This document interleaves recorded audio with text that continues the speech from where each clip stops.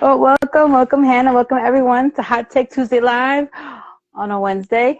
We're going to be talking about the 2024 Netflix Anora with my special guest, Hannah from the UK. Hello. So this is where I insert the clapping. Woo! So real quick, before we get started, Hannah, I would love if you would just tell us a little bit about yourself and, what you're up to.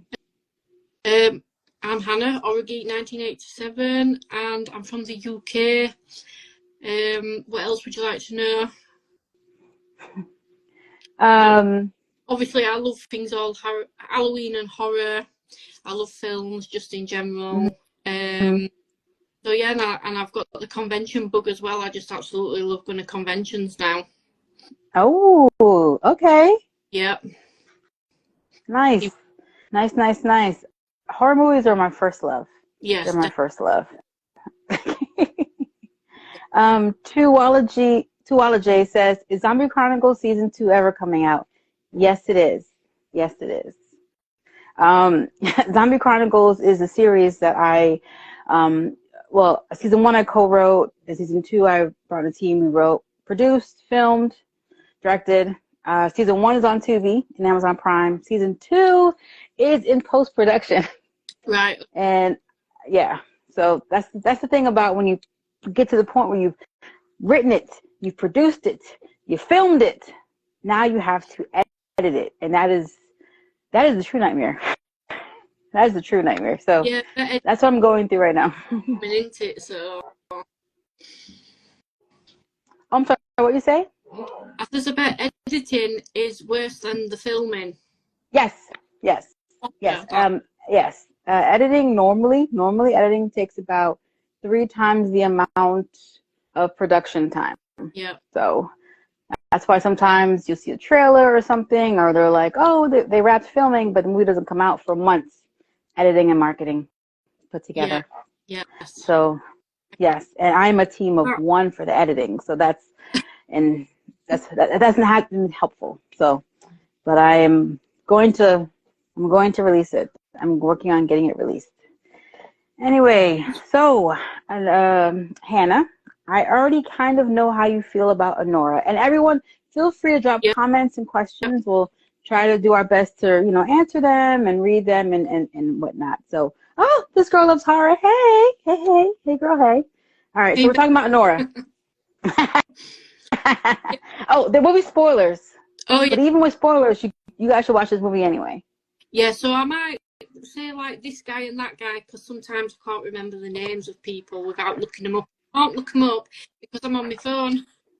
Don't worry. I have concocted a cheat sheet. Oh. I don't know if you could see.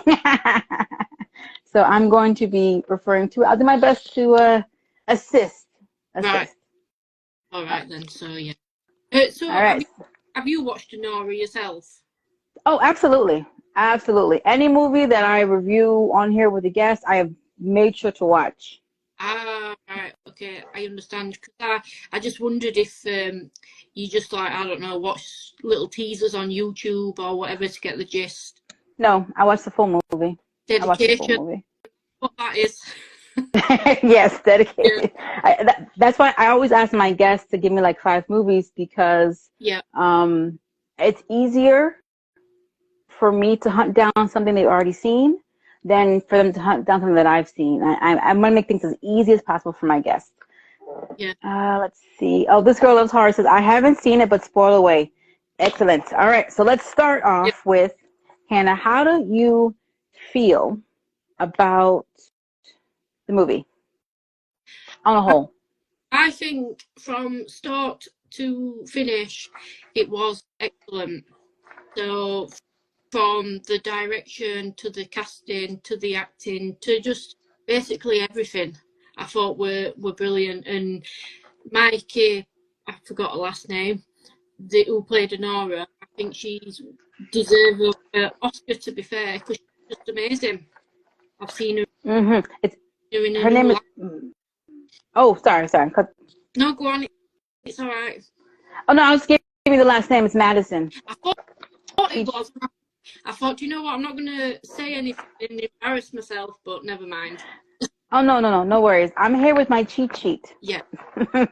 So Mikey Magic, and I thought she was great. I think she played that character very well. She gave her 20,000% or whatever you want to say. She definitely brought it. Well, that's what I think anyway. So I've seen her in a new light, and I'll be watching more of her films now to see what else she's done or what she's going to be doing. So yeah. Yeah, this is definitely because I recall as far as I can remember from her that I know she was in was like Scream 7 or 6. Like that's what I knew her from. I was like Scream 5. 5, there it is. It's one of them. It was one of them. It was one of them. So to see her really be able to exercise her acting chops in this one was like a huge deal. I was like, oh, it's like okay. Yes. She brought it. I enjoyed the movie as well. I felt like Act 1 where we were introducing to her world and where she met Ivan and started really like hanging out with him. I felt like that combined together was a little bit too long because it was like 38 or 9 minutes before the I believe before the henchmen, the fetchmen, before they came into play. So it was a lot of setup. So I thought a little bit of that could have been trimmed. It was all enjoyable. I just, as far as, like it did feel went a little bit longer in the beginning for me, but I definitely enjoyed the movie and I thought her performance was great. And I did not, I knew it wasn't going to be a fairy tale, just based on the reality of the situation. But I also didn't expect it to go the way that it went. No, but in a way, it's better the way it went, if you know what I mean. Yeah. Because if you remember the ending in the car, I think that is a perfect way to end it, but also it leaves you feeling like you want more.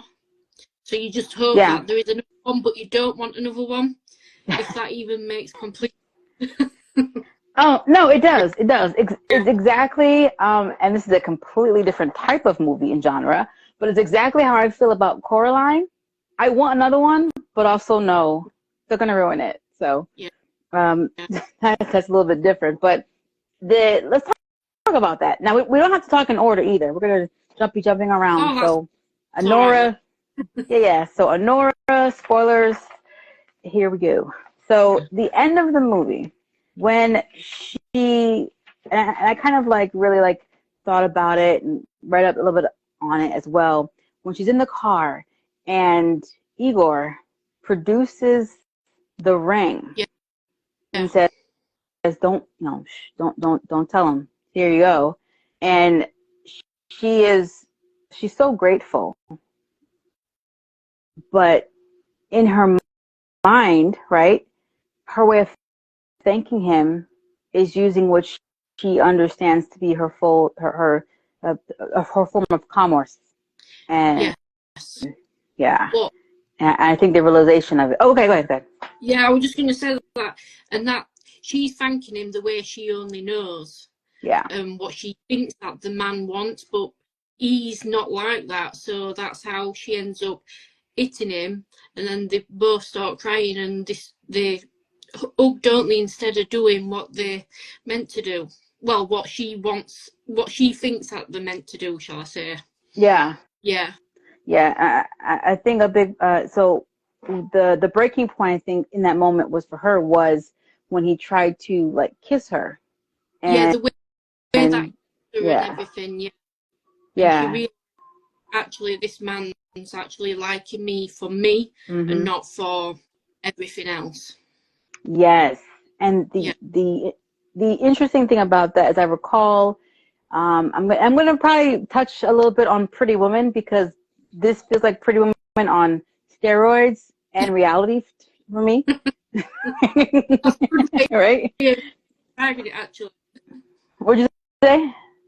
I said that's a good way of describing it. Yeah. And I remember Julia Roberts, her thing was, oh, I don't kiss on the mouth. because Yeah. yeah. Yeah. So him wanting to kiss her was a level of intimacy that she wasn't accustomed to. And Yeah. I wish that I had gone back and rewatched the movie. Like I didn't have time, but I wish I had time to do that, because in that moment it made me want to go back and look at her interactions with Ivan and see, was there, other than them getting married, obviously, They was there a lot weren't. of kissing? They weren't. All they really did were have sex, and Yeah, she just watched him on PlayStation. That's all they really did, yeah, really, weren't it? But then, yeah. like you've just said, at the end with that bloke who actually really liked her, he Mhm. wanted intimacy, whereas she didn't have that with Ivan. So it wasn't really true love, was it? Like they were protesting that it was. Yes, yes. Mm. And I want to take a moment to talk about Igor. Poor Igor. So what I liked about Igor is he didn't come across as like, I know she told him that he had a certain type of eyes, um, Yeah. but to me he didn't come off as creepy, No. No. at all. Like, he seemed genuine from the start. He looked uncomfortable from the first frame. Yeah. Like, Yeah. I'm just here doing a job. I don't want to be here. You know what I mean? Exactly what I was going to say. You could tell as soon as he came on screen, that's it. He did not want to be there. And you could tell he was just there because he wanted the money, because he kept mentioning that he lived with his grandmother, didn't he? So it Yeah, was obvious that he was a family man as well. And he were only doing what he were doing probably for her, because she might have been ill or whatever. So, yeah. Yes. yeah, Not yeah. like the other guy who he was in the car with, because he was nasty. And I'm glad that he broke his nose. And what's funny is, even when she was attacking Igor, and he had her, like, her hands behind her arms, there still seemed to be a level of, I don't want to say gentleness, but care in how he was Yeah. handling her. He wasn't trying to rough her. Like, he could easily have overpowered her. Yeah, even But he wasn't. even though he, Yeah, even though he were doing what he were doing, he was still giving her some sort of level of respect. yes, So yes, yeah, yes.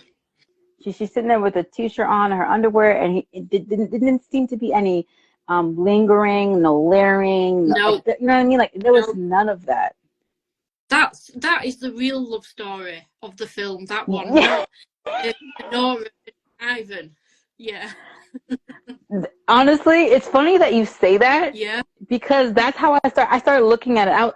And their interaction throughout the film, yeah, and how, like, she softened here and there, but she was still rough around the edges, and I was just like, oh, this is the love story that I'm interested in. This is what I want to know what happens. Um, so the correlation, the correlation between her time with Ivan and her very, very short time with Igor, and yeah. there just was an obvious. It just felt more care, much more care, Oh, and whatnot over here. well, for one, as soon as the henchmen come, the first thing Ivan did, what did he do? He legged it out at door. He ran. He left Yeah, her. He was bothered. He was just more interested in saving his own skin. yeah, yeah. So He said, yeah, yeah. It was funny, his change, because he's like, oh, I'm big and bad. F you, bump you. Wait, my mama coming? Oh no, I gotta go. yeah, It yeah, was wild. And I felt sad for her, because initially, for the first bit of it, she was just like, he's coming back, you don't know. Like, she had a lot of faith in him. And I was just like, yeah, ooh, no, girl, no, baby girl. yeah. He's gone. She was being naive, weren't she? She was thinking, oh, it's all right. He's just having a moment or whatever. But then I think it's when they got to the strip club, weren't it? Yes. And it was in that room with the lass that she kept having a fight with. I think that's when a realization possibly hit, maybe. Yeah, I think that she had still been fighting it all the way up until the plane when she was about to board I think she had been fighting it. Yeah, Like I think a part of her knew, and she had been fighting it and fighting it and fighting it until he like told her basically, "Hey, what do you yeah, want me to do? This is happening." yeah. I liked it when her and the mother, Ivan's mother, were having that conversation at the bottom of the aeroplane stairs. Oof. She said, "I'm going to take you for everything because I didn't sign no prenup." And then Igor, however you pronounce it, he just started like smirking and sniggering to himself because it was a good moment that in the film, weren't it? But then Yes. she got one up on her and says, "I'm going to hurt your family," or however she said it. So then she had to get in the plane and get a divorce. Yeah, because unfortunately for her, she's not just dealing with a regular family, right? You got to imagine that the mother, their family's notoriety and wealth. Oh, they must have Yeah. like attacks all the time. They're probably made of steel, Yes. on the outside. Like know how to like, and they're like, this, please. We get sued every other month. What are you talking about? I already know how to handle this. Yeah. Do you want to go? So yeah, and I agree with you. I noticed, I was his name, Igor. Yeah, Igor getting Yeah. all like he's smirking, and then when she Yeah. got the drop on her, he went sad, and I was like, oh man, he Yeah. really is He was resonating with rooting. her plight. Yeah, he was rooting for her all along, really, weren't he? So yeah. Mm-hmm. Yeah. Yes. If anyone And had her back, him. Yeah. yes, and I remember coming away from this, at the end and saying, well, Igor has the patience and care of a saint. Yeah. I said he might be able to handle being in a relationship with her because if he can do this and be how this is when she is aggressive like this, Yeah. Yeah. then when they're in a relationship, even if she's getting upset, like his, I know overall she's very rough on the edges, and a lot of it has to do with like her line of work and all that other kind of stuff. You have to Yeah. be kind of built that way, but his opposite nature, like his quietness, like his care, he's a henchman is the wrong career path for him. He doesn't really belong in career. Yeah. Yeah. He would, like I say, he was just there for the money. He would just. Yeah. Oh yeah. Yeah. Oh yeah. Yeah. And Yeah. he kept the other henchman, didn't he? He says, "No, I can't untie her because she's crazy or whatever." And they kept wanting her untied, and she kept going for him. Nobody listened to him. Nobody listened to him. He was the star of the show. Yes, he was. Yeah. Can I was a little scared for Anora because I'm like, you are attacking these grown men who are obviously restraining themselves because they could easily lap you up, right? Yeah. Which I'm glad they didn't because it wasn't their nature, which I appreciated. But that's what I was scared of. Yeah. Because I'm like, how hardcore is this family and their henchmen? You know what I mean? Like, so I kept bracing myself for like a slap, a punch, or something, and instead she was doing all the slapping and punching and fighting. But yeah, I even though the dude in the car, they were a bunch of buttheads, they were still okay. Respectful is not the right. Well, no, physically respectful. Yeah. Physically, yeah. I mean, they called her the flavor of the week, but physically, they were respectful. Yes. and not hurting her. So, that's wild. Now, I want to say the opening of this movie, when we initially were in the club, within 2 seconds, I was like, yeah, exactly, not a kids movie. Thanks for laying it out there, so we understood from the jump. I didn't even realize that she was that she offered also escort services because the private rooms, they were much more risque, but for the most part, there wasn't actual like intimacy, physical happening that I could see in the private rooms. No, I don't think so. So, well, They never I think what my question. that, did they? They never really touched upon if anything like that went off in the private rooms or not. No, like it's just like the little bit of clips you saw of the private rooms with her, or whether it was another girl. They were always just more intimate dancing. You know, it wasn't. Yeah, if you remember when she went into the private room with Ivan, she took a thong off, didn't she? And she says, "I'm doing this because I like you." So maybe they don't do that. They're not supposed. No, yeah, to. yeah.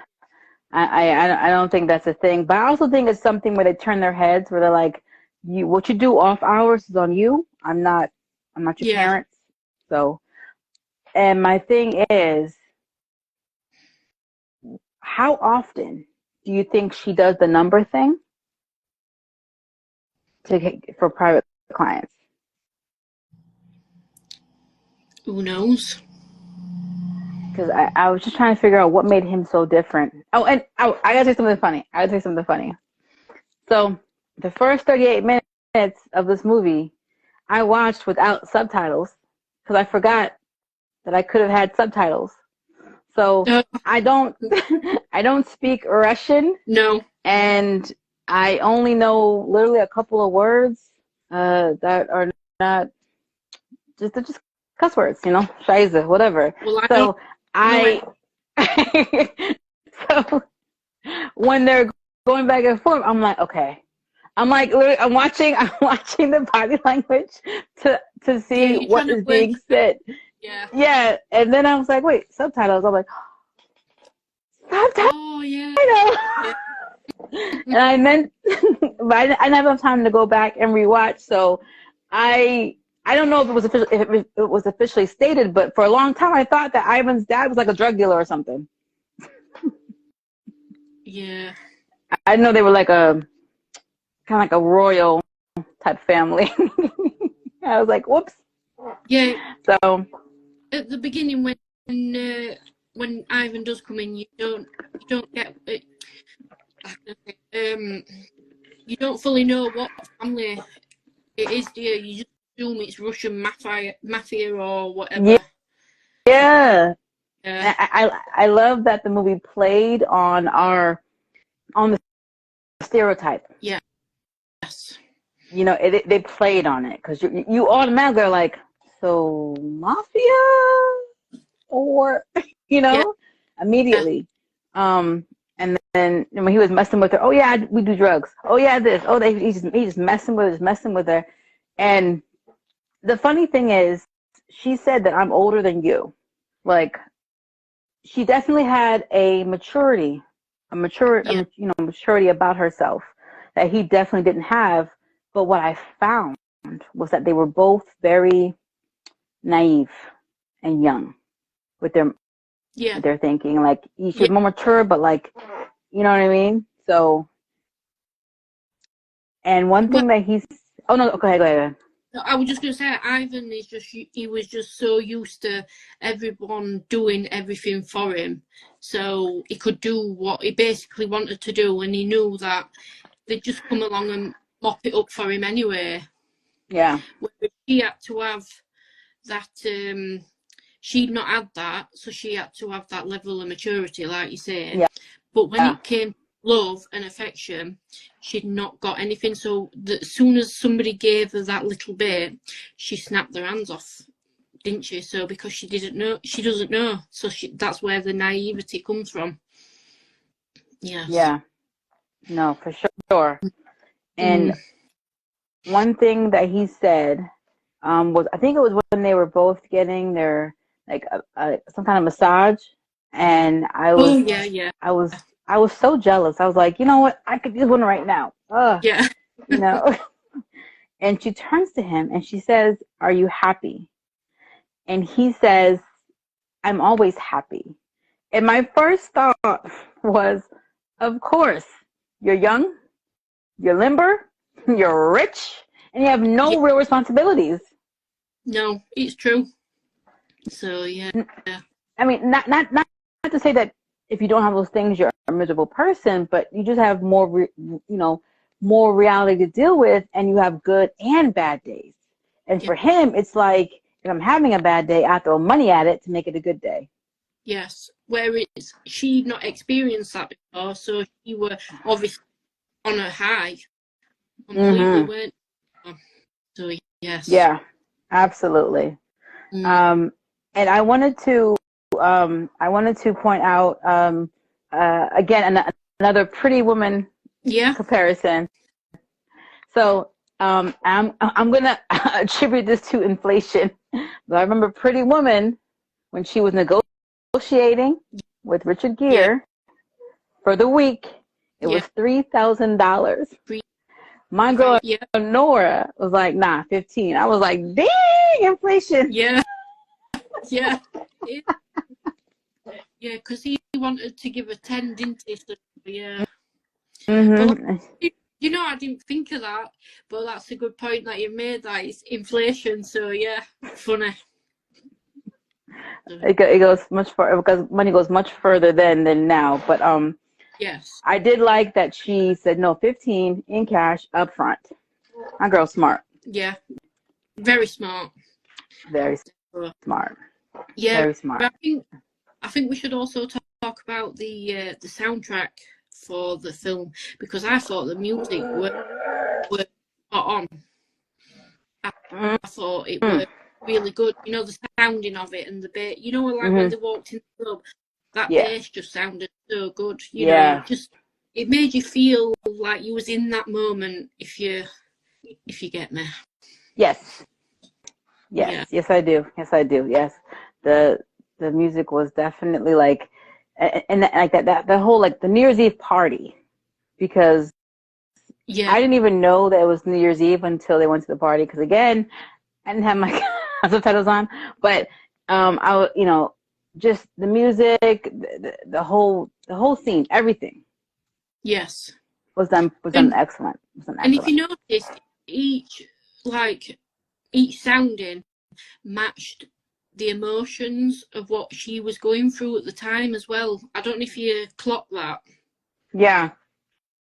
So because I felt like in the beginning I was thinking, oh, she's a real bitch and everything, but then by the end you actually start to feel for her and feel sorry for her because of the way that she's been treated and everything. Yeah. So yeah, she really got you feeling every emotion throughout the film, definitely. Yeah, and it's like you said,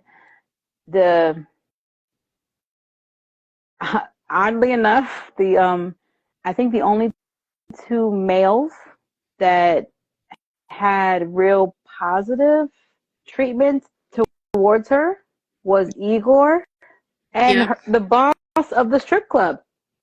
Yeah. Which I will say, honestly, it was kind of refreshing to see that. Yeah. Because like normally the boss is a complete a-hole who disrespects and abuses and verbally abuses, whatever.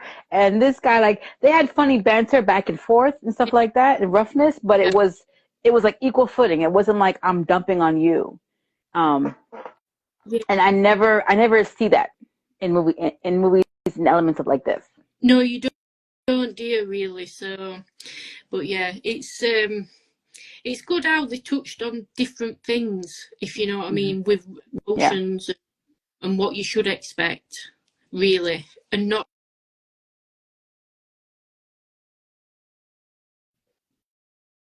Yes. Really, was it? So. No, it really subverted your expectations in a lot of the elements of the film, which I thought was very genius. I really liked that. Definitely very well written, definitely. Yes. Even when she was leaving the club, it wasn't like, oh, you're not going to do better. They were like, oh, sad to see you go. Like, I'm like, what? Yeah, they're like, you go, girl, you go and get your mansion and go and get your whatever. Yeah, they were actually quite supportive, weren't they? Yeah. There was only one hater, Diamond. Yeah, she was just on another level, weren't she?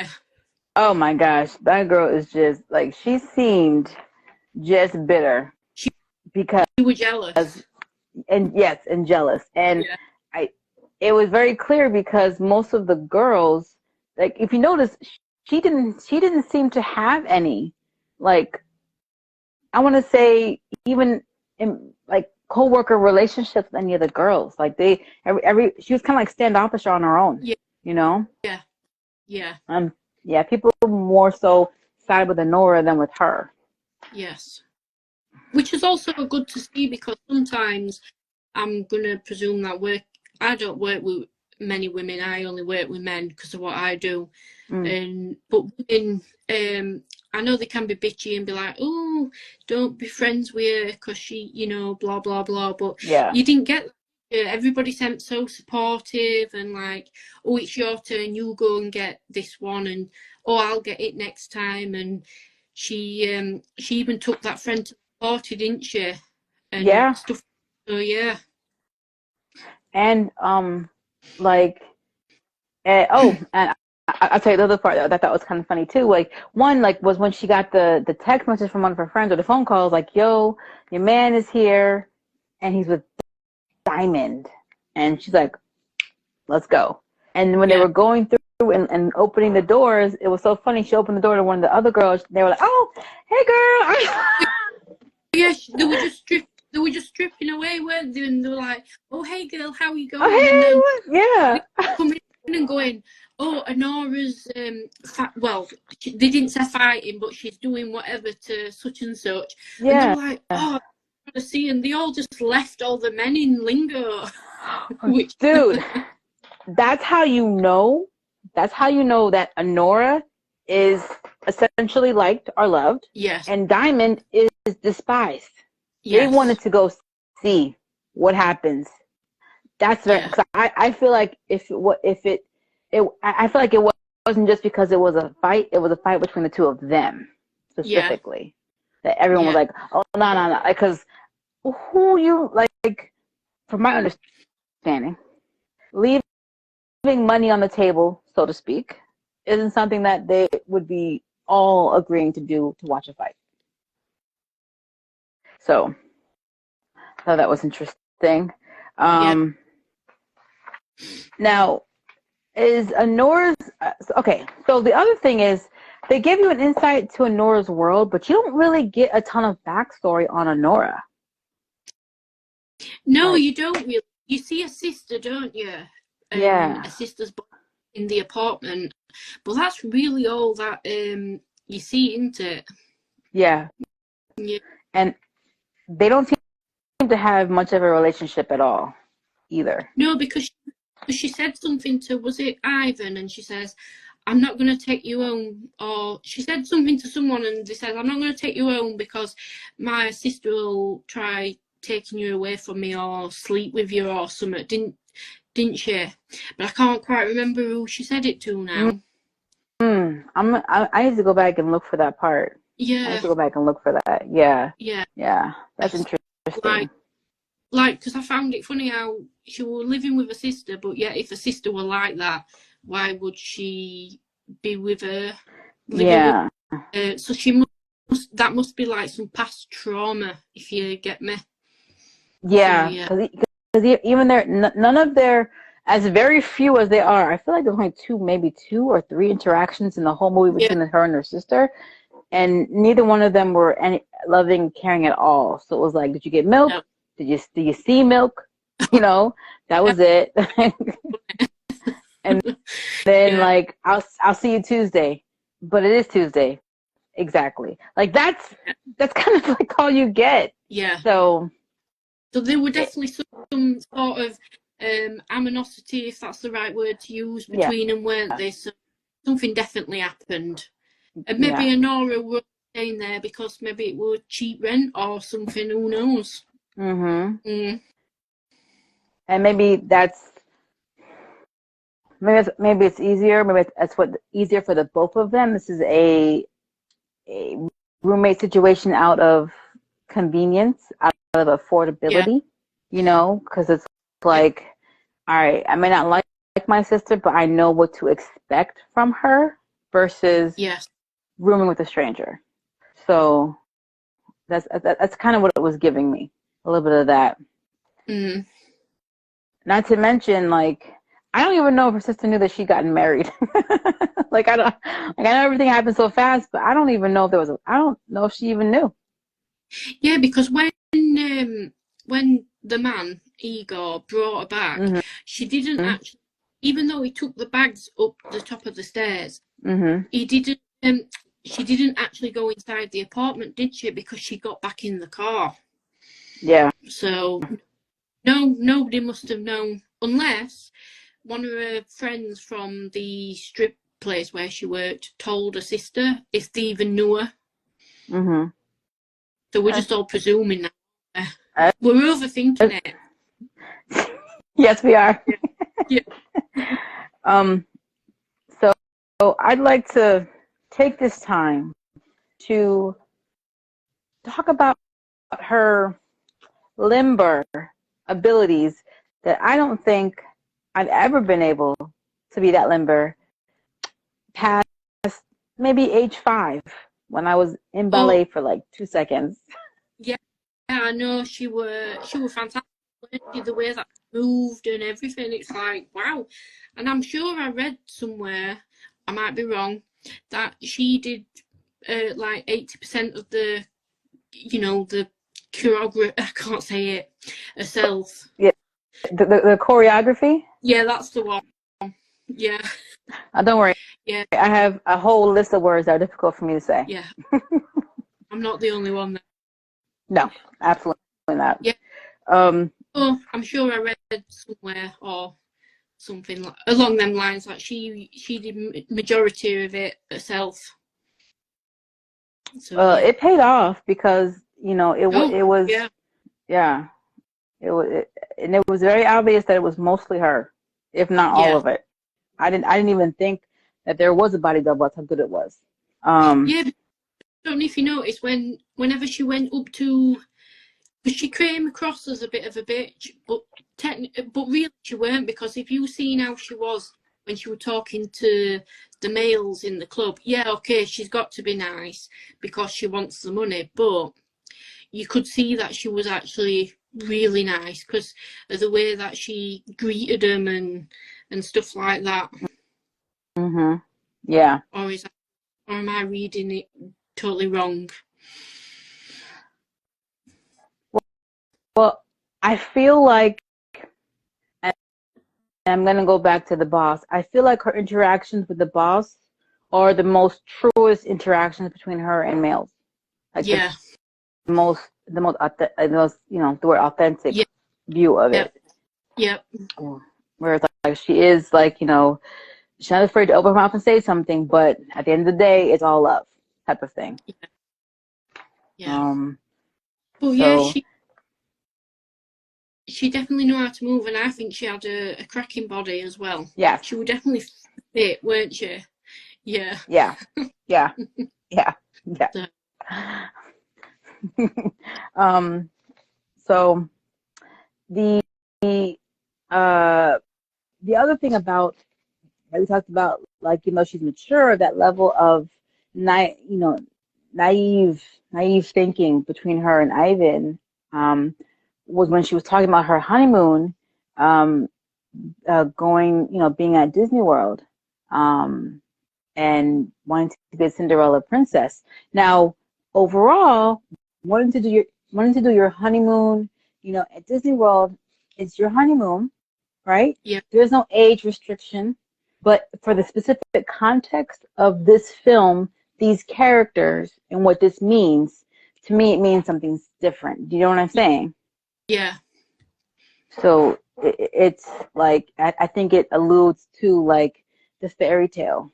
Yeah, that's what she were after, weren't it? She were after the fairy tale, being the princess. Because as she was walking out of the strip club, she even mentioned about being Cinderella, didn't she? Yes. Yes. Yes. So she were definitely, and unfortunately, well, it was fortunate that it didn't work out, because he definitely wasn't the person to give her that fairy tale ending that she really wanted. No, not at all. And what's ironic about fairy tales, which I alluded to like 5 seconds of it barely, like in my little hot take when I was, doing for the hot take Tuesday I dropped yesterday about this, Yeah. was like Disney, Disney princesses. And the ironic thing about it is that a lot of these fairy tales that Disney has, you know, turned into movies and whatnot, the real stories have very dark undertones and endings and elements. Yeah. Yeah. So essentially, if you think about it, Anora, this fairy tale is probably more truer to an actual fairy tale that would have been written. Well, yeah, when you put it like that, yeah, that makes actually a bit of sense, yeah. Yeah. Yes. And Cinderella. Cinderella. That I think she's one of the more famous and relatable princesses because of the idea of living as a maid and being propped up. Yeah. That's how she must have seen her her life, how she was. Yeah. So yeah.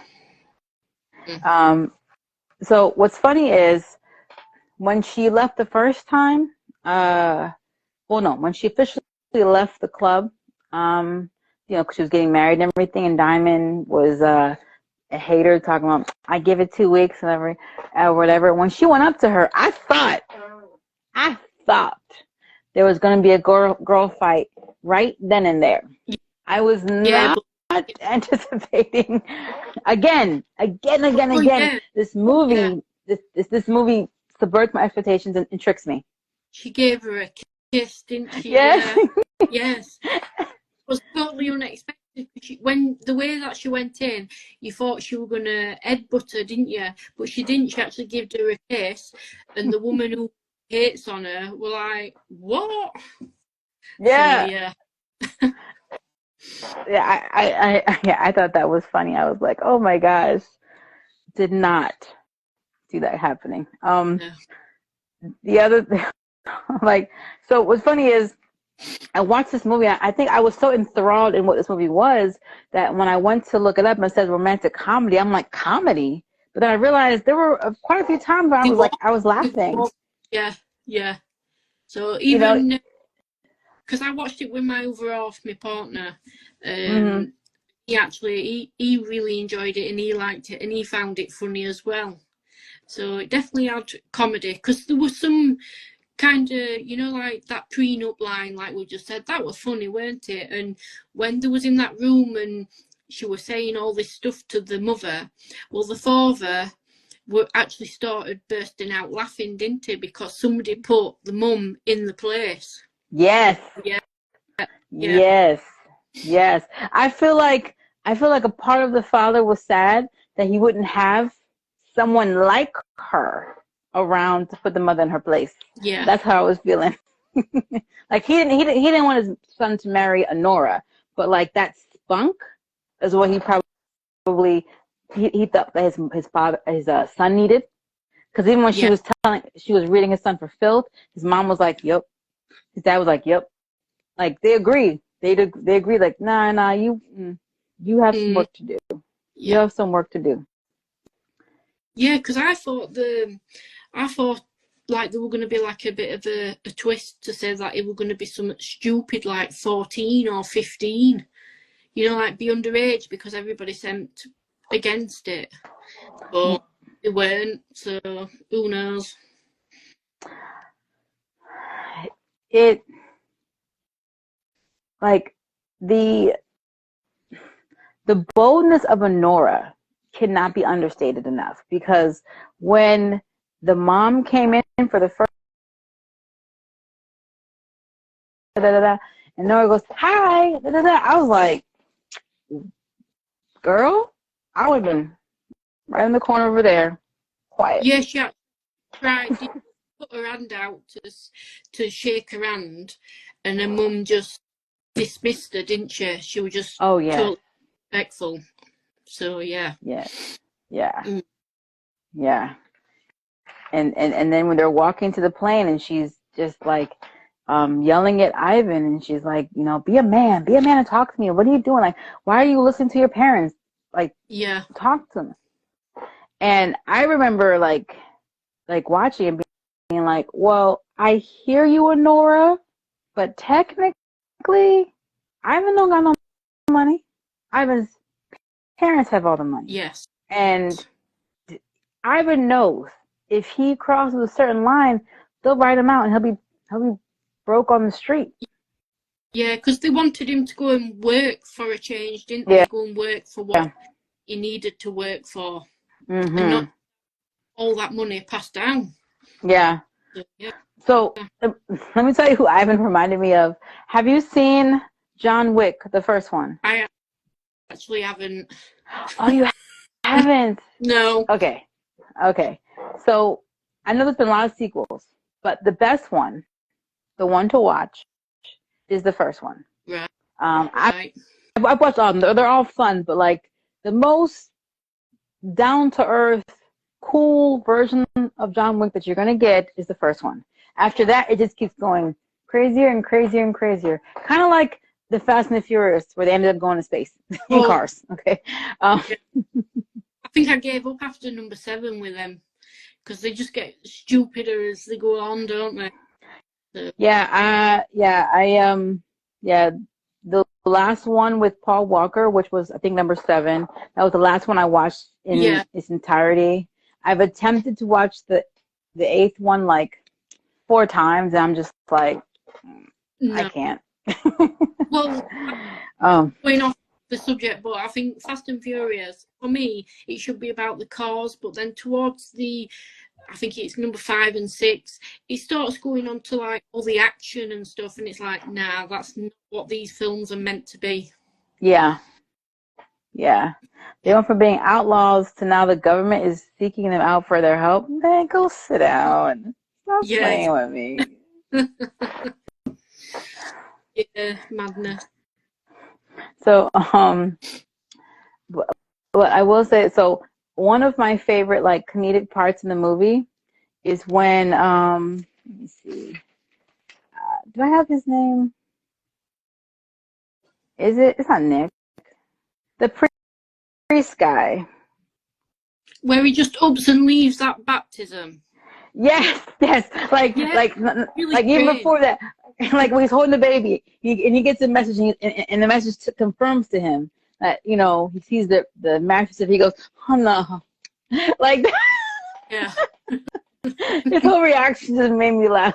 I was like, oh my gosh, because I feel your pain. I feel your pain. Yeah. It's because he were meant to be Ivan's like mentor, weren't he? So I suppose whatever happened, it made him look bad, didn't it? So obviously he did that, did he? So, oh man, and I you know what?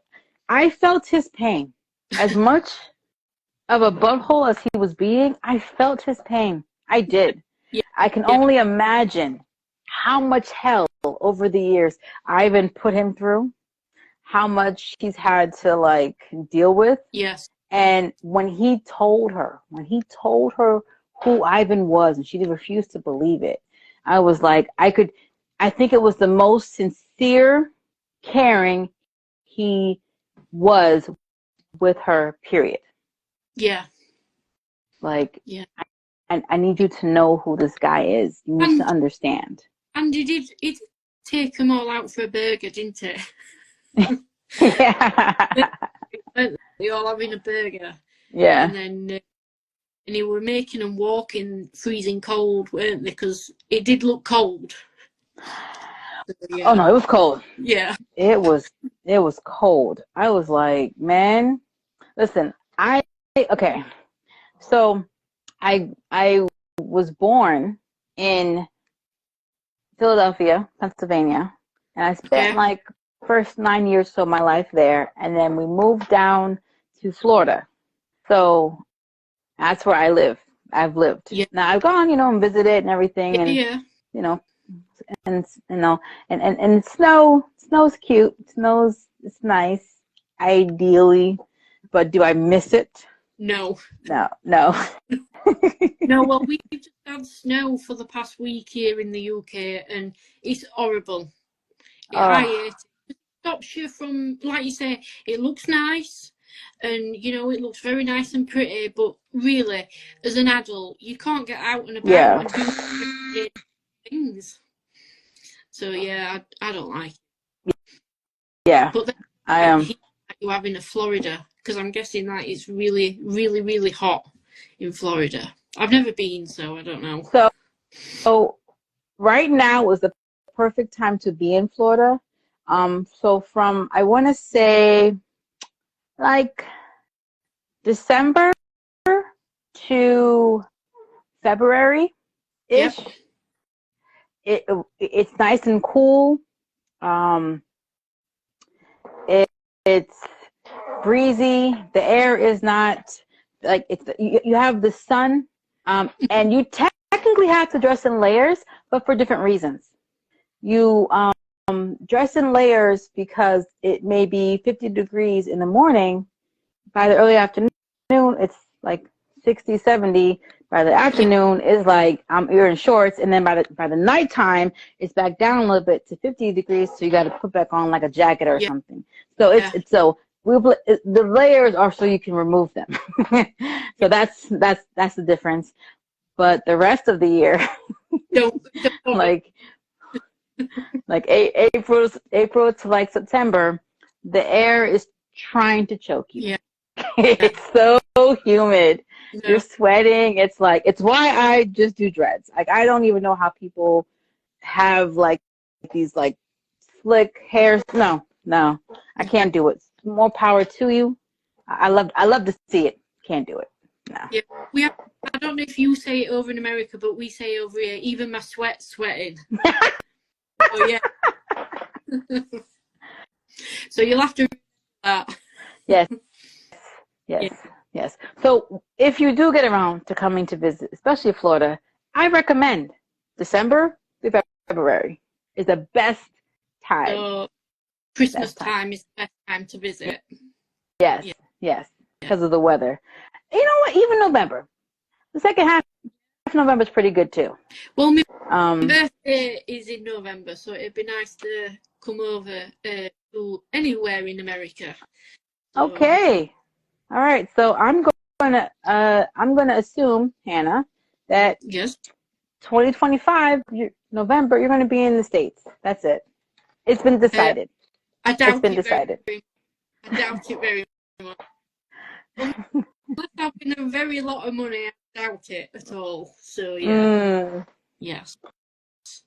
But I think when we do eventually come to America, I think as first port of call might have to be Texas. I think. Hey, that is a good starting point. That is a good starting point. Yeah. I'd like New Orleans and all that, you know, because of the history and stuff, and plus it looks really nice as well. Yeah. So yeah. Oh yes. Yeah. No, you are listing all of the good places to start. Oh, that's all right then. Plus, I'd like to go to that house, you know, that's in American Horror Story, Coven. You know, the witch's house. I know the house you're talking about, but I don't know where. I actually don't know where it's located. Like, I don't know where it is. Yeah, I know it's in New Orleans, but obviously I don't know where. In New Orleans. Okay. Yeah. Okay. Yeah. Okay. I'm sure it is. So got it. Yeah. So I've only ever seen, I think it was season 3 or 4 of American Horror Story, and it was the circus season. Yeah, that's season 4. That's the freak show. Yeah, wild. I mean, I enjoyed it.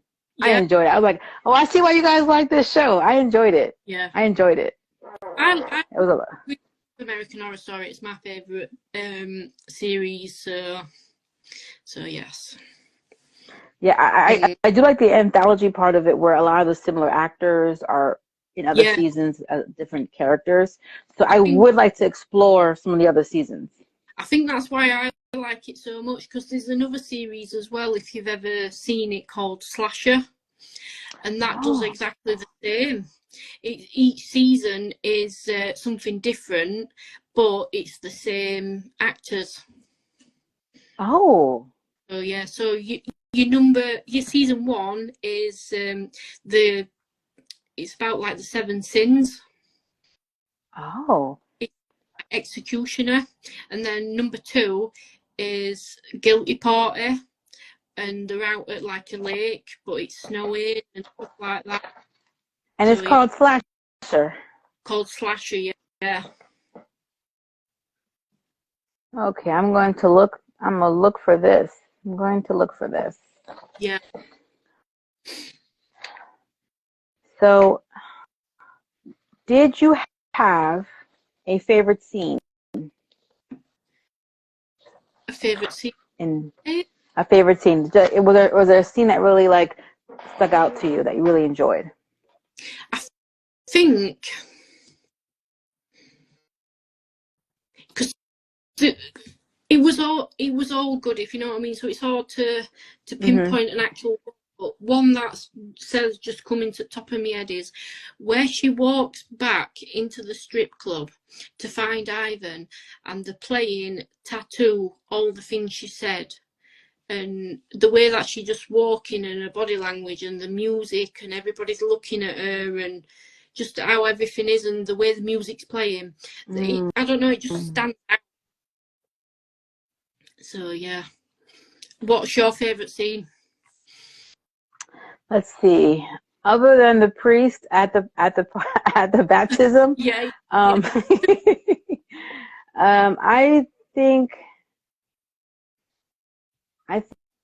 think that my favorite scene would have to be between her and the mother. All right. Yep.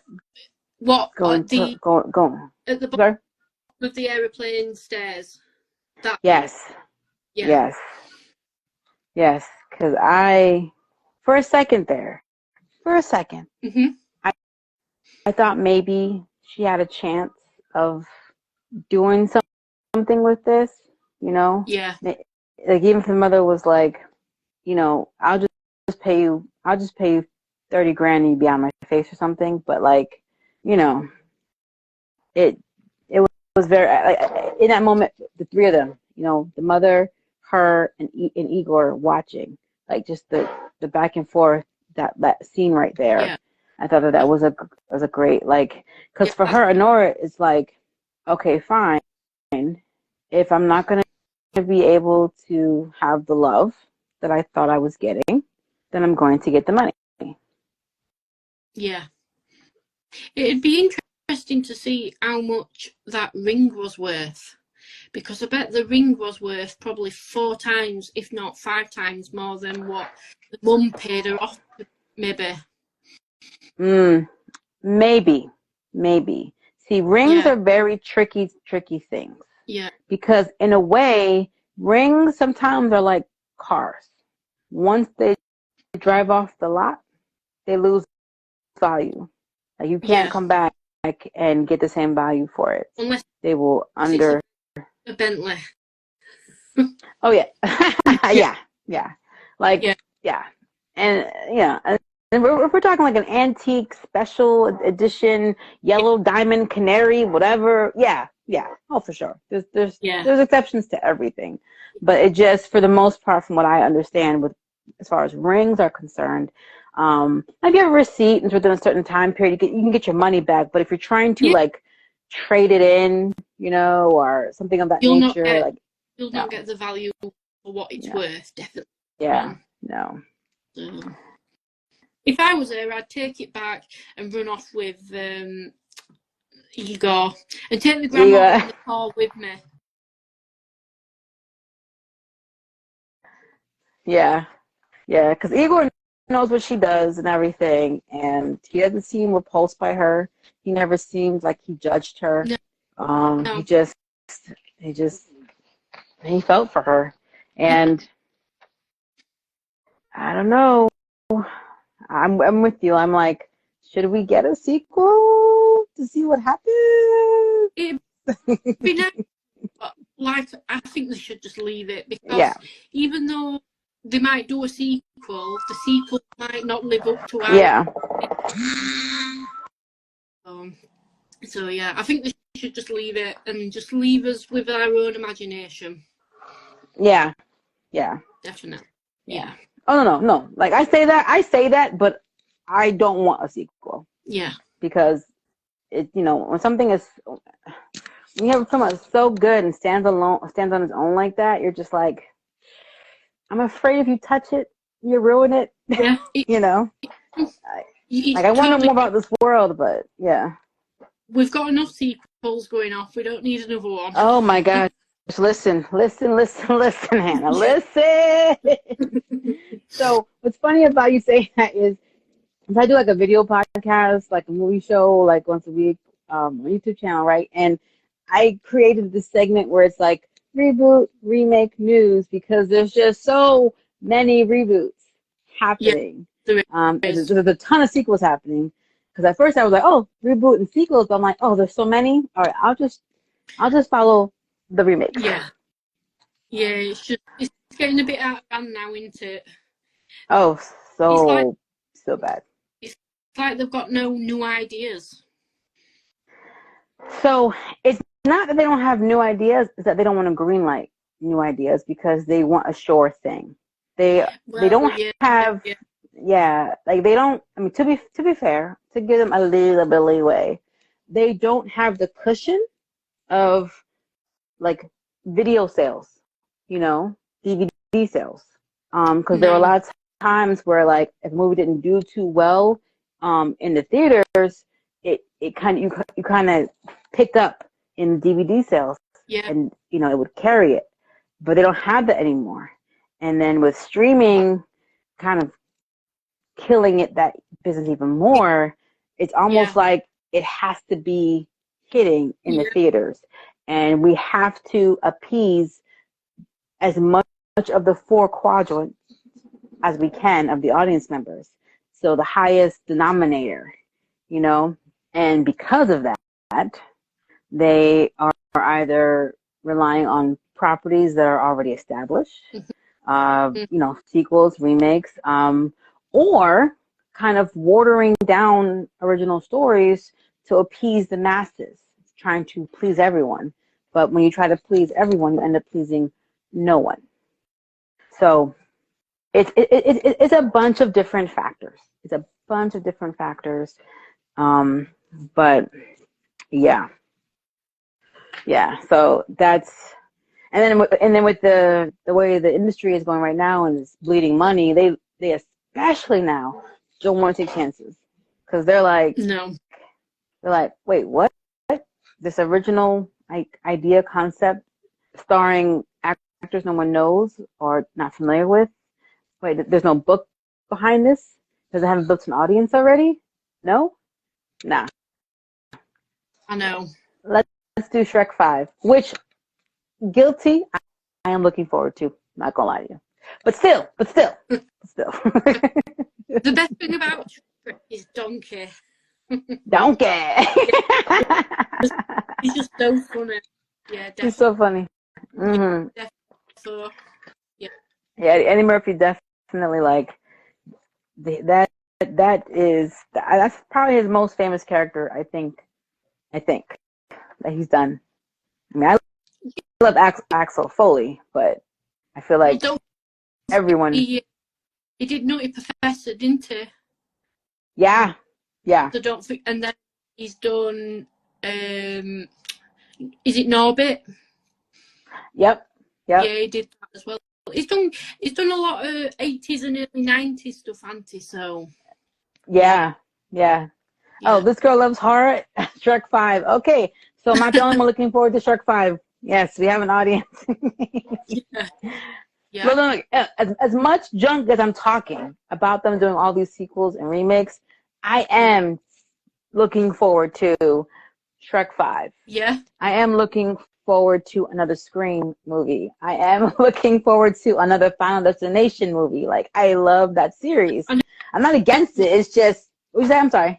I was just going to say, I've been seeing a lot of things on the internet saying that Tony Todd's in Final Destination Bloodlines, and it's going to be his last ever film appearance. Yes. Yes. Yeah. So I hope that nobody's made that up, and I hope he's in it, and we get to see him for the one last time. So yeah. Yeah, no, that's what I read as well. Yeah. So I'm with you. I'm hoping it's true. I'm hoping it's true because he, like, between that and like Candyman, that's the dude. That's him. That's his role. You That's can't. him, is it? Yeah. Yeah. He's. I like him in Final Destination, but I don't think he was in one of them, was he? Yeah, no. So he was in 1 and 2. I don't think he was in 4. I don't think he was in 4. No. He was in 5. Yeah. But I actually don't remember if he was in 3. I think he was. No, I can't remember now though. I know in one of them he was in it for like literally 2 seconds. So I'm wondering if that might be number 3. Okay, hold on. Maybe he was in it for 4. Okay, damn it. Okay, I'm gonna look this up because. Yeah, when we get off the drive, we'll go and have a Google. Yes, we'll compare notes. Yeah, This Girl Loves Horror says, yeah, apparently it was the last movie he filmed. Oh, okay. Yeah. Okay. So we are seeing him in Bloodline. Okay, and just in the title, Bloodlines? Oh. What does that mean? I'm all about it. Like, and what was to spoil number 5. Number 5 did 2 things. One, it made one of the fears that I'd had for a long time come to life. I enjoy the Olympics, but I have to watch them after they've already aired. I cannot watch gymnasts in real time because I have too much anxiety. No, legit. I literally have to watch replays. I have too much anxiety watching gymnasts do this amazing thing. Yeah. So when Final Destination 5 was like, oh yeah, watch. I was like, ah! Yeah. Yeah, I think number 3 with the roller coaster has done it for me. Yeah. I'm not a fan of roller coasters at all. Oh, I love roller coasters. Oh, that's so hilarious. The Final Destinations I've really brought real life scenarios into, these death traps, so to speak. You know what? It's so funny. You're right. Because you'll watch, me, I'll watch Final Destination. I'll be like, and for a few days after, I'm really watching things. I'm like, let me just move this over here. Let me just pick this up. Yeah. You're like, And then for part 2, no one I know ever drives behind any kind of logging truck or truck that has poles or anything. We get out the way. We move as fast as possible. We don't really have those in the UK. So you might never ever get to have that scenario at all. Maybe if you lived, I don't know, in Scotland, maybe I don't know, but yeah. But me, I would not be behind a log truck at all. Not at all. Oh my gosh. Well, thank you so much, Hannah, for coming on and doing this live with me. Yeah. It's been good talking about a non-horror for a change. Yeah. Talking about different. Yeah. So even though we do love horror, sometimes it's nice to step out of the comfort zone, isn't it? Yes. So, yes. No. I agree. Yeah. I agree. It's nice to branch out. And look, we managed to get horror in here. Okay? We managed to do it. We managed to do it. Yeah, because we got the legend Tony Todd in, didn't we? So we had to. Yes. Yeah. I want to. This girl loves horror says, I move away from scaffolding trucks. Them poles aren't getting me. Yeah. Too true. Yeah. Too true. I am very curious to see what kind of new trauma Bloodlines is going to give us now. It's going to be because it's been a few teasers, haven't they? Because one's been there's a poster for an hotel, and then there's a poster for a boat, and I Oh. think I'd like to see a boat, definitely. Mm. It good. Okay. Okay. Yeah. All Yeah. right. All right. All right. Well, Watch it be thank you something again, Hannah. completely Huh? different. Watch it be something completely different now to what I've just mentioned. Well, that's how they do it. That's how they get you. That's how they get you. Yeah. Yeah. All right. Well, I want to say thank you so much again for coming on. We are definitely going to do this again. I hope you had a great time enjoying this. I've had a wonderful conversation with you. Yeah, you as well. Right, thank you. Make sure you guys are following Hannah, okay? Is that Horror Geek 1997? Am I saying that right? No. You just made me younger. Oh, I shaved off 10 years. Yes, okay. It's Horror Geek 1987. Yes. Sorry, 1987. Yeah. We're 80s babies. Yay! Yes, definitely. You have all right. Day, you too. It's bedtime for us over here. Oh, yes. This girl loves. Oh, bye, lady. Oh, bye. Yes, bye. This girl loves. All right. Anybody else who wants to come on, shoot me a DM. I love to have these conversations. Thank you again, Hannah. With her, yes. And we will be talking more. Maybe next time we'll talk about a horror movie. Or it might be Shrek 5. It might be Shrek 5. Yeah. Yes. You know I would. You know I would. Maybe you and This Girl Loves Horror could do that. Ooh. Yes. Yeah. I'm all about it. Yeah. I'm all about it. Well, all right. All right. So I'll check you later. This Girl Loves Horror. You hear her. We're going to do this. Yeah. All right. Yeah. Bye, guys. Right. See you next week. Yes, next week. Next week I will be here again. Bye. I don't have a catchphrase. I need a catchphrase. Catchphrase. I'll see you next week if Death hasn't seen you first. I don't know. Oh my gosh. Okay. All right. Something of that nature. Stay thirsty, my friends. Oh, that's already taken. Never mind. Yeah. You'll have to think of one. I will. Yeah. I will. I'm gonna